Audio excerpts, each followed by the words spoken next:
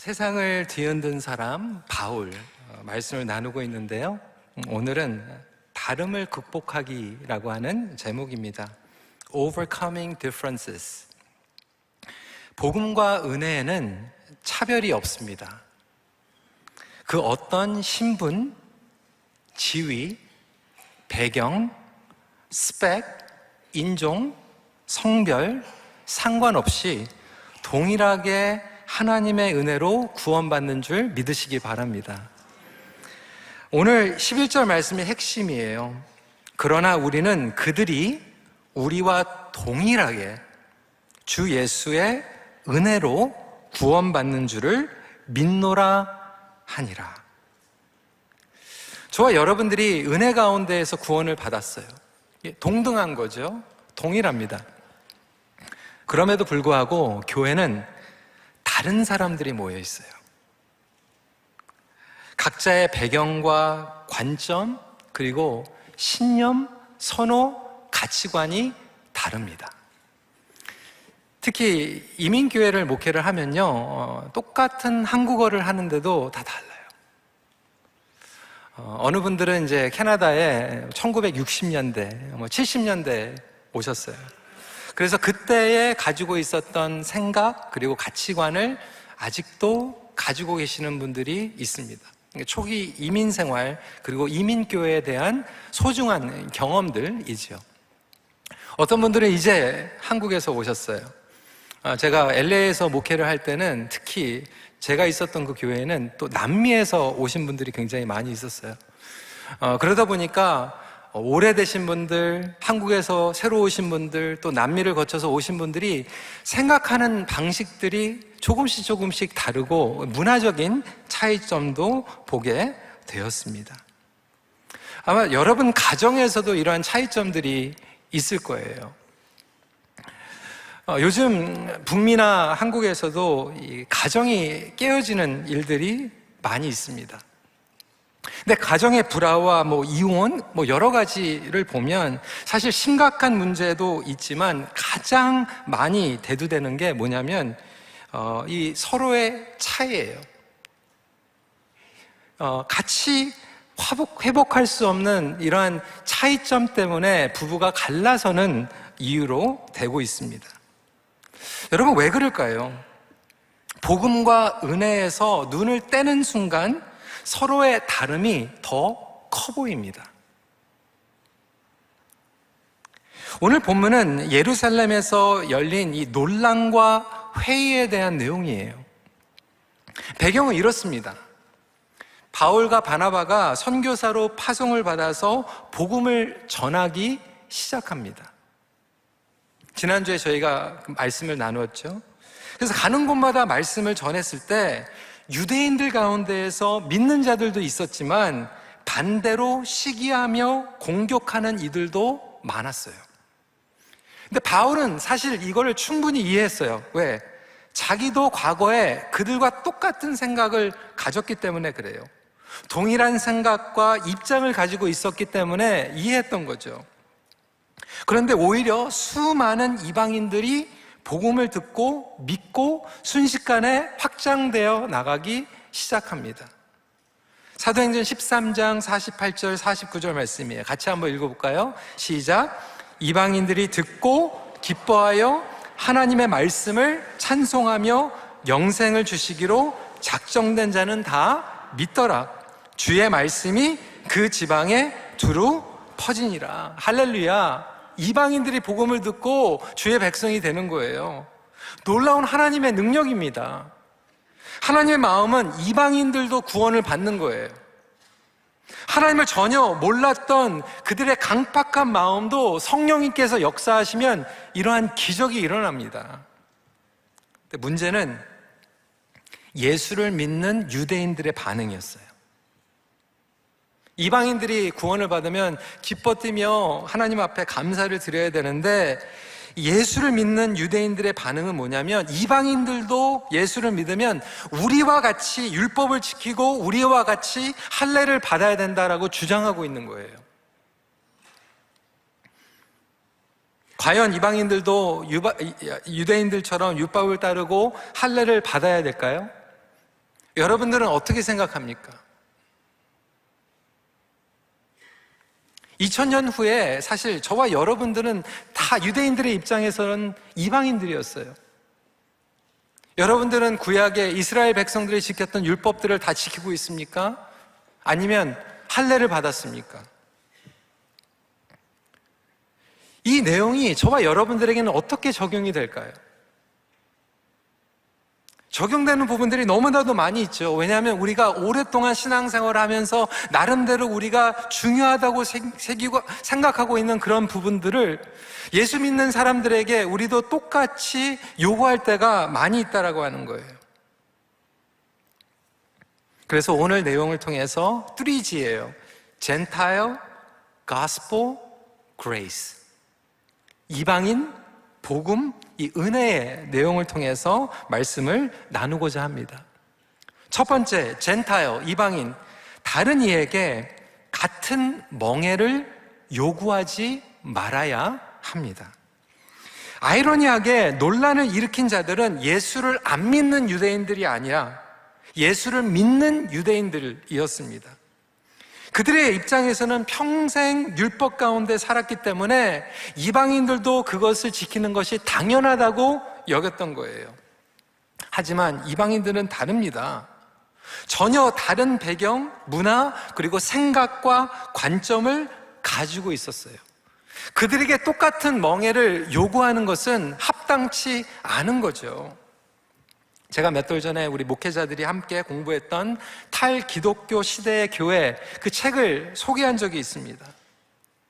북미 그리고 한국에서도 젊은 세대들 가운데 교회를 떠나는 사람들이 계속해서 생기고 있는데 그들에게 질문을 한 거예요. 도대체 어떤 이유로 교회를 떠나고 있는가? 근데 교회를 떠난 이 3분의 2의 이유가 뭐라고 대답을 했냐면 부모의 신앙이 한몫했다는 거예요. 부모가 믿음이 없어서 교회를 떠나는 게 아니라 오히려 부모의 믿음 때문에 떠난다는 거예요. 충격적이잖아요. 그런데 온전한 믿음 때문에 떠나는 것이 아니라 본질을 떠난 문화적인 믿음 때문에 떠난다는 거예요. 복음적인 신앙이 아니라 내가 가지고 있는 나의 중심의 문화적인 신앙이 주 원인이 된다라고 하는 것이죠. 그럼에도 불구하고 우리는 그것이 신앙이라고 여기고 그것을 요구한다라는 거예요. 근데 우리 자녀들은 그러한 믿음을 원치 않는다는 거예요. 그게 기독교라면 교회를 떠나고 싶다는 거예요. 우리는 믿음을 갖는다고 하면서도 교회 안에서 끊임없이 갈등하고 있고 분열하고 있고 다 이해관계 가운데 복잡하지요. 나와 다른 입장을 가지고 있기 때문에 이것이 가치관, 견해, 정치적인 문제가 될 수도 있고요. 그 가운데 경청하지 않고 꽉 막혀 있는 부모, 아니면 서로의 문제, 다른 관점을 받아들이지 않는 자세, 예수를 믿지만 다른 인종이나 약자들을 태하는 차별적인 태도, 그럼에도 우리는 그것이 믿음이라고 여기며 주장하고 있다는 거예요. 여러분들은 어떠합니까? 작년에 LA에 우리 교단 총회가 있었을 때 장로님들과 함께 총회 참석 후에 LA에 성장하고 건강하게 있는 교회들을 저희들이 탐방을 했어요. 한인교회들 탐방을 했지만 거기 가운데에서는 미국 교회도 탐방을 했습니다. 미국의 아주 대표적이고 캘리포니아에서 가장 아름답게 성장하고 있는 교회가 있는데 메리너스 처치, 얼바인에 있는 교회예요. 막 수만 명이 모여있는 어마어마한 교회죠. 근데 저희가 간다고 하니까 교회에서 목회팀에서 저희를 마중 나와서 오리엔테이션을 해줬어요. 너무나도 반갑게 이 한인 2세 목회자들이 거기 있는 거예요. 그래서 한인 2세 목회자들이 메리너스 처치를 소개하면서 이렇게 보여줬어요. 우리 2세 목회자들이 한국 교회에서는 지금 목회자들이 모자라가지고 막 쩔쩔매고 있는데 거기 다 가 있는 거예요. 한쪽으로는 되게 자랑스러운데 한쪽으로는 아깝더라고요. 왜 다 거기가 있나? 오늘날 이민교회 정말로 많은 일꾼들이 필요한데 제가 질문을 했어요. 왜 한인교회에서 자랐는데 한인교회를 떠나서 지금 미국교회에서 사역을 하고 있는가? 그러니까 한인교회 얘기하니까 다들 기억은 좋아요. 뭐 권사님들이 예뻐해주고 국밥 해주고 뭐 이런 경우는 다 있는데 또 한쪽으로는 그리워하지 않는 부분들이 있는 거예요. 많은 교회에서 그들에게도 막 동일한 멍에를 요구하기 때문에 10절 말씀입니다. 그런데 지금 너희가 어찌하여 하나님을 시험하여 우리 조상과 우리도 능히 매지 못했던 멍에를 제자들의 목에 두려느냐. 여러분 오해하지 마세요. 예전의 신앙 방식이 나쁜 게 아니에요. 아름다운 거예요. 율법이 잘못된 게 아니에요. 하나님께서 이스라엘 백성들에게 주신 거예요. 하지만 혼동돼서는 안 되는 게 율법으로 구원받는 건 아니라는 거예요. 팀 켈러는 센터처치에서 이렇게 얘기했습니다. 복음과 복음의 결과가 혼동되어서는 안 된다. 근데 우리는 복음을 얘기하는 게 아니라 복음의 결과를 요구한다는 거예요. 다른 것과 틀린 것을 구별해야 됩니다.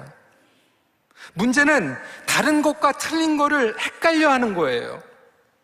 특히 우리 에이션 컬처 그리고 한국 컬처는 콜렉티비즘 컬처예요. 그러다 보니까 우리는 다른 거를 자꾸 틀렸다고 얘기해요. 여러분 그냥 다른 거는 다른 거예요. 그런데 우리는 다른 것이 틀렸다고 생각합니다. 그러다 보니까 다른 것과 틀린 것이 헷갈려지고요, 십자가와 멍에가 헷갈려지는 거예요. 여러분 복음은요, 예수님께서는 저와 여러분들에게 십자가를 지라고 하셨지 멍에를 매라고 얘기하지 않았어요. 예수님은 자기 십자가를 매라고 얘기했지 남의 멍에를 지라고 말씀하지 않으셨어요. 근데 제가 지금 이렇게 말씀을 드려도 많은 분들은 십자가는 뭐고 멍에는 뭐지 이렇게 헷갈리실 거예요. 십자가는 예수님을 향합니다. 내가 하나님 앞에서 신앙생활하는 거예요. 그런데 멍에는 사람 때문에 지는 거예요. 누가 볼까봐, 누가 뭐라고 얘기할까봐. 우리는 멍에를 지고 살아가다가 다른 사람들에게도 똑같은 멍에를 요구합니다.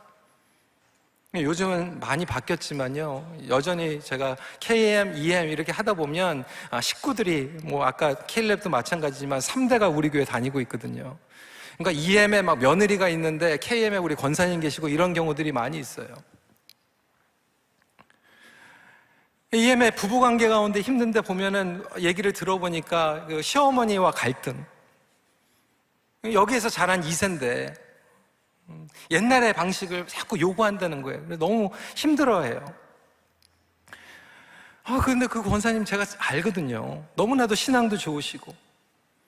근데 그 권사님하고 얘기하면 그렇게 얘기하시는 거예요. 우리 때는 정말로 막 벌벌 겼다는 거예요. 시어머니 모신이라고. 그래도 요즘은 진짜 며느리들 너무 잘해준다는 거예요. 그 정도 반은 해야 되는 거 아니냐라고 이렇게 얘기를 하는 거예요. 그러니까 자신의 멍에를 생각을 하는 거죠. 근데 여러분 정말 우리 EM 그리고 우리 캐나다에 사는 며느리들은 그래도 다 착한 거예요. 그래도 그거 가지고 갈등하면서도 참고. 제가 한국에 누굴 찾아가는데 막 아파트 이름이 너무나도 복잡해가지고 못 찾겠어요. 영어인데 막 세 단어에다가 프렌치에다가 독일어까지 집어넣어가지고 저도 못 찾아가겠어요. 왜 이렇게 힘들게 만드냐고. 그랬더니 거기서 얘기하는 목사님 그래서 그런 거예요. 못 찾아오게 하려고. 얼마나 힘든지 몰라요. 예전에 이민 초기에서 고생하고 신앙생활 하시던 우리 선배님들 너무나도 순수하고 아름다웠죠. 그러니까 하나님께서 축복하십니다. 그리고 하나님께서 그걸 알고 계세요. 하지만 30년 전에 40년 전에 내가 했던 그 방식, 그 멍에를 사실 우리 다음 세대들과 청년들에게 똑같이 요구하지 못하는 부분들이 있잖아요. 나름대로 그들의 포지션이 있는 거예요. 남의 멍에를 위해서 내가 희생하고 섬김을 하다 보면 억울합니다. 권리 주장하게 됩니다. 반대로 십자가는 우리를 감사하게 만드는 줄 믿으시기 바랍니다. 그러니까 십자가는 지면 모든 것을 은혜로 여기게 됩니다. 근데 지금 이방인들이 예수 그리스도의 복음을 듣고 들어오고 있는데 똑같이 믿는 유대인들이 그 멍에를 지게 한다는 거예요. 그것을 성경은 하나님을 시험한다라고 얘기하고 있어요. 근데 유대인 입장에서는 억울할 수 있죠. 우리는 했는데 왜 저 사람들은 안 하냐? 여러분들에게 질문하겠습니다. 여러분들에게 이방인은 누구입니까? Who are the Gentiles to you? 여러분들의 다른 세대가 이방인일 수도 있잖아요. 자녀들을 키우면서도 정말 이방인같이 느껴질 때가 있잖아요. 나와 다른 가치관, 문화를 가진 사람이 이방인으로 느껴질 수도 있어요. 여러분들은 그것을 어떻게 극복하겠습니까? 똑같이 멍해를 지게 만들겠습니까? 아니면 그것을 예수 그리스도의 복음과 은혜 가운데 해결하길 원하십니까? 그래서 사도 바울은 이 문제를 반드시 극복하고 돌파해야 되는데 두 가지를 가지고 돌파하는 거예요. 첫 번째는 gospel, 두 번째는 grace. 저와 여러분들에게도 이 복음과 은혜로 충만한 삶을 살아가기를 간절히 소원합니다. 그렇다면 이 복음과 은혜가 어떤 의미를 가지고 있는가? 나와 다른 사람들을 어떻게 극복할 수 있는가? 첫 번째, 복음 안에서 확신이 필요합니다. Taking confidence in the gospel. 왜 이렇게 바울은 어려운 싸움을 하고 있습니까? 이제 막 믿기 시작한 이방인 성도들의 순수한 신앙을 보호해주고 싶었어요. 예수님도 마찬가지로 싸우셨어요. 예수님은 수도 없이 하나님 나라의 복음을 전하시면서도 끊임없이 바리새인들과 전쟁하셨잖아요. 왜 그랬을까요? 싸우는 거 좋아해서? 아니에요. 그렇지 않으면 복음이 변질되기 때문에 그래요. 갈라디아서 1장 7절은 이렇게 얘기합니다. 다른 복음은 없나니 어떤 사람들이 너희를 교란하여 그리스도의 복음을 변하게 하려 함이라. 이 위험 요소는 저와 여러분들 안에서도 얼마든지 있어요. 복음으로 시작했는데 딴 길로 가기 얼마나 쉬운지 몰라요. 이 유혹에 빠지기가 쉽습니다. 특히 교회 공동체가 그래요. 예수 믿는 사람들이 이 유혹에 빠집니다. 그래서 우리는 복음을 확실하게 알아야 돼요. 복음을 알아야지 무엇이 복음이 아닌지를 알게 됩니다. 본질을 확실하게 알아야지 무엇이 비본질인지를 알 수 있어요. 예전에, 요즘은 이제 기계들이 다 하지만 은행에서 가짜 위조 지폐를 분별하는 법을 가르쳐주기 위해서는 은행원들에게 어떤 훈련을 했냐면 진짜 지폐가 뭔지를 확실하게 알려줬어요. 진짜 지폐가 뭔지를 알아야지만 위조 지폐가 뭔지를 분별이 되는 거예요. 근데 진짜가 뭔지 모르면 가짜가 뭔지를 모르는 거예요. 그러니까 본질이 뭔지를 알아야지 비본질을 깨닫게 되고 복음이 무엇인지 알아야지 유혹에 빠지지 않게 됩니다. 지난주에 우리 목회팀들하고 장로님들하고 토론토 몇몇 교회 목사님들, 장로님들과 교제하는 너무나도 좋은 시간을 보냈어요. 토론토 영락교회에서 우리 초청해 주셔가지고 바베큐도 하고 좋은 시간들을 보냈는데, 여러분들이 뉴스를 통해서 접하신 분들도 아시겠지만 토론토 영락교회 송민호 목사님, 영어 목회로 또 사역 잘 하시다가 필리핀에 선교사로 계시다가 또 다시 한옥골에 담임 목사로 오셔서 20년 넘게 잘 목회하시고 올해 이제 은퇴를 하시게 됩니다. 그래서 이제 후임도 결정이 됐어요. 그래서 이제 그 자리에 저희가 마련을 해가지고 목사님 이제 은퇴를 올해 하시게 되는데 소감을 조금 나눠주세요. 그러니까 목사님께서 여러 가지 이야기를 하셨는데 그 중에 굉장히 키포인트 말씀을 이렇게 나누시는 거예요. 토론토에서 30년 이상 토론토 영락교회에서 목회를 하고 이렇게 섬겼는데 사실 그때는 교회들이 다 그만했다는 거예요. 그리고 영락교회보다 큰 교회들도 많이 있었다는 거예요.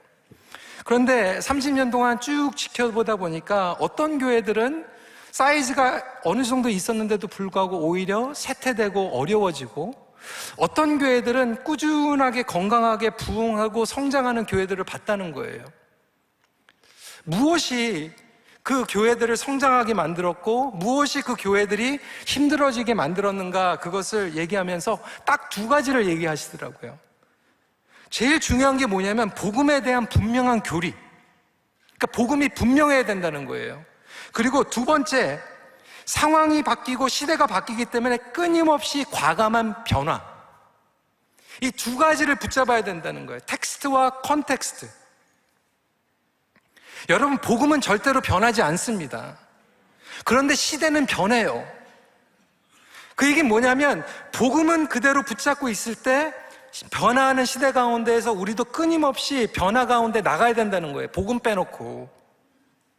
예전에 충격적인 발언이 있었잖아요. 고 이건희 회장이 뭐라고 얘기했습니까? 마누라와 자식 빼고 다 바꿔라.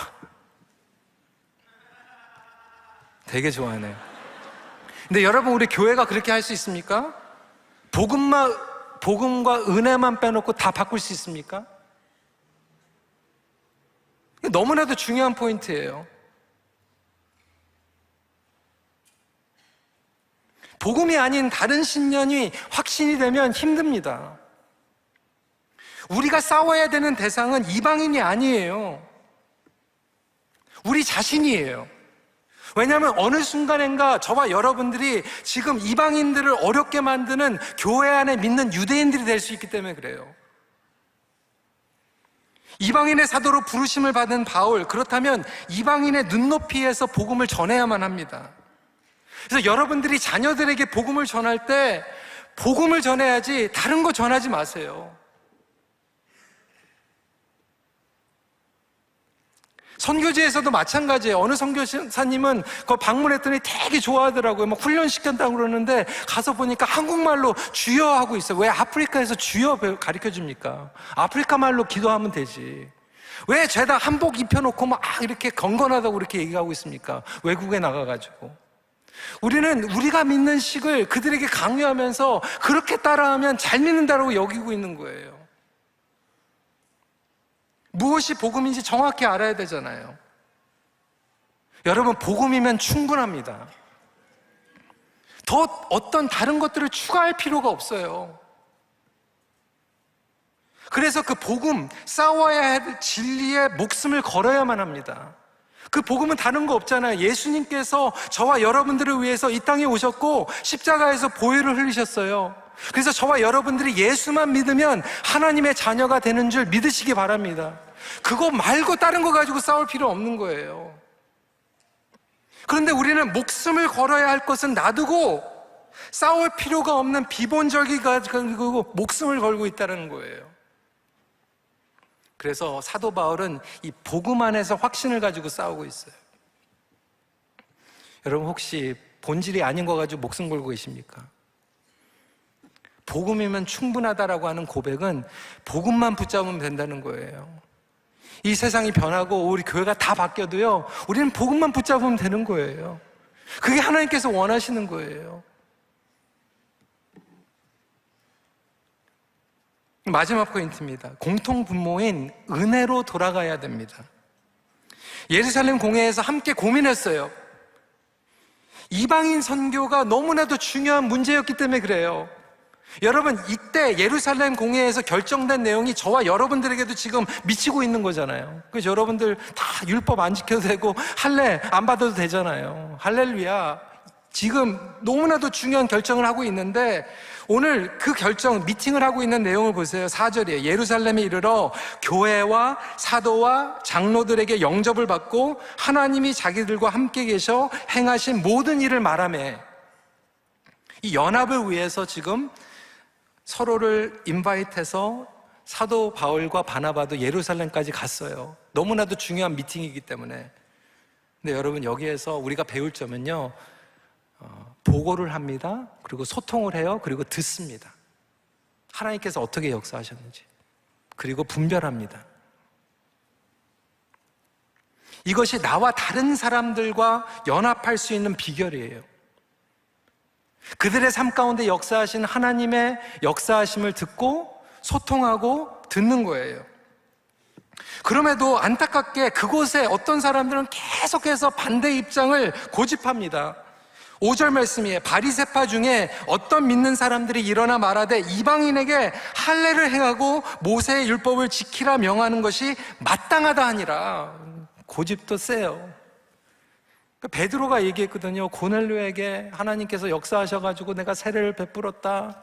사도 바울이 이방인들이 주님 앞에 돌아오고 있다. 할렐루야. 지금 잔치를 벌여도 충분하지 않은데 이 바리새파 중에서 믿는 사람들이 끝까지 그거 아니라는 거예요. 우리 식으로 믿는 게 마땅하다라고 고집하고 있는 거예요. 정말 이 사람들의 주장이 옳았을까요? 그들은 그들의 의로움으로 얘기하고 있어요. 아니, 우리는 여태까지 그렇게 봉사하고 희생했는데 저 사람들은 안 하고 은혜 받아? 말도 안 돼. 나는 이렇게 깨끗하게 살았는데 저 사람들은 그런 과거가 있는데 은혜 받아? 말도 안 돼. 나는 11조도 하고 헌금도 하고 이렇게 헌신해가지고 모든 걸 다 헌신했는데 저 사람들은 누려? 말도 안 돼. 나는 좋은 것들 누리지도 못하고 좋은 집에서도 살지도 못하고 좋은 차도 못 몰고 여고 생활도 못하고 여태까지 그렇게 했는데 저 사람들은 그거 다 누려? 말도 안 돼. 여러분, 우리의 의로 구원받는 게 아니잖아요. 누구는 이 정도 수준의 의가 있다라고 하면 어떤 사람들은 낮게 의가 있을 수 있어요. 근데 우리는 의로 구원을 받는 게 아니잖아요. 하나님께서 내려주시는 은혜로 구원받는 줄 믿으시기 바랍니다. 우리의 수준이 아니잖아요. 이렇듯 모든 사람들의 입장과 주관이 다를 수밖에 없어요. 여기에서 우리가 아무리 얘기해가지고 우리도 안 되니까 저 사람들도 안 돼, 때로는 우리는 되는데 저 사람들은 안 돼, 이러한 논란은 끝도 없어요. 그리고 분열을 만듭니다. 그래서 저와 여러분들이 다름에도 불구하고 저와 여러분들을 품어주는 공통분모는 바로 예수 그리스도의 은혜인 줄 믿으시기 바랍니다. 그래서 11절에 얘기하는 거예요. 그러나 우리는 그들이 우리와 동일하게 주 예수의 은혜로 구원받는 줄을 믿노라 하니라. 그들과 함께 나아가기 위해서는 은혜가 필요합니다. 저와 여러분들이 다름에도 불구하고 같이 모일 수 있는 것은 오직 예수 그리스도의 은혜로 부름받는 줄 믿으시기 바랍니다. 그래서 기독교 복음의 은혜가 빠지면 껍데기예요. 시체와도 같아요. 은혜가 결핍이 되기 때문에 마음이 어려운 거예요. 다른 것들이 더 크게 보이는 거예요. 어제도 결혼한 커플이 있어서 결혼주례 하고 왔는데 여름이 되니까 결혼한 커플들이 많아요. 지지난주에 또 이제 10월 달에 결혼한 커플 만나가지고 같이 식사하고 얘기 나누고 했는데 참 재밌죠, 여러분. 제가 그 결혼하는 커플들한테 물어보거든요. 뭐가 좋아가지고 결혼하냐고. 그러니까 서로 달라가지고 너무 좋대요. 나중에 결혼 생활 하다가 막 싸워가지고 뭐 헤어지겠다고 그러고 저 찾아오면 왜 헤어지냐고 그러면 또 달라서 싫대요. 처음에는 달라서 좋다가 나중에는 다른 게 싫다는 거예요. 왜 그럴까요? 다른 건 원래 달랐어요. 여러분 뭐 남편 때문에 아내 때문에 와 이렇게 안 바뀌냐? 근데 여러분 한번 생각해 보세요. 여러분 남편은요 정말 꾸준해요. 성실해요. 한 번도 안 바뀌었잖아요. 근데 그때는 좋다가 왜 지금은 싫어요? 왜 그럴까요? 남편이 바뀌었어요? 아니에요. 은혜가 메말랐기 때문에 그래요. 은혜가 떨어졌기 때문에. 그때는 다른 것도 정말 사랑의 렌즈로 바꿔서 하나님의 뜻이다라고 생각했고, 그런데 다른 렌즈로 보니까 이제 마음에 안 드는 거예요. 하나님의 놀라운 이방인들의 구원의 역사에 오히려 내가 장애물이 되고 있지는 않은가? 걸림돌이 되고 있지는 않은가? 은혜로 충만하면 나와 다른 이방인들을 품어주게 됩니다. 강요하지 않게 됩니다. 그대로 받아줍니다. 예수님께서는 저와 여러분들을 품어주셨어요. 저와 여러분들은요 하나님과 너무나도 달라요. 저와 여러분들은 죄인이에요. 그럼에도 불구하고 하나님께서는 저와 여러분들을 위해서 독생자 예수 그리스도를 보내셨잖아요. 그래서 저와 여러분들이 하나님의 원수였는데도 불구하고 무엇 때문에 우리가 하나님 앞에 연합을 하며 나아갈 수 있습니까? 복음과 은혜예요. 여러분 부부생활 가운데에서도 다르죠? 그래도 복음과 은혜로 승리하시길 주님의 이름으로 축원합니다. 다른 우리 세대들 뭐 이방인들 나랑 똑같은 멍해 뭐 이렇게 하지 말고요, 여러분 그냥 복음과 은혜 가운데에서 충만하면요 그 모든 것들을 뛰어넘는 능력이 될 줄 믿습니다. 그래서 바울은요 그를 공격하던 그 기득권 바리새인들을 대상으로 끊임없이 포기하지 않고 설득하고 사랑하고 겸손하게 섬기며 나아갑니다. 왜 그랬을까요? 그 안에 은혜가 메마르지 않았기 때문이에요. 이런 놀라운 은혜가 우리의 삶 가운데 있기를 기도합니다. 예, 다음 주에 또 이제 갈등에 대해서 제가 좀 말씀을 드릴 거기 때문에 오늘은 요 정도만 하고 마치도록 하겠습니다. 말씀 마칩니다. 모든 것을 복음과 은혜의 렌즈로 보는 훈련이 필요합니다.